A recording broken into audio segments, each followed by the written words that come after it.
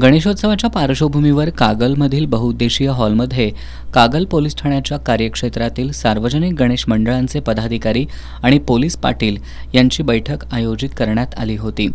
या बैठकीत मार्गदर्शन करताना पोलीस उपाधीक्षक अजितकुमार क्षीरसागर यांनी सार्वजनिक गणेशोत्सव साजरा करताना स्पर्धात्मक कार्यक्रम करा, मात्र सांस्कृतिक कार्यक्रमाच्या नावाखाली तमाशे, हिडीस नृत्य आणि कायदा सुव्यवस्था बिघडवणारे कार्यक्रम ठेवू नका असं आवाहन करत समाजहिताचे उपक्रम राबवण्याचं आवाहन केलं।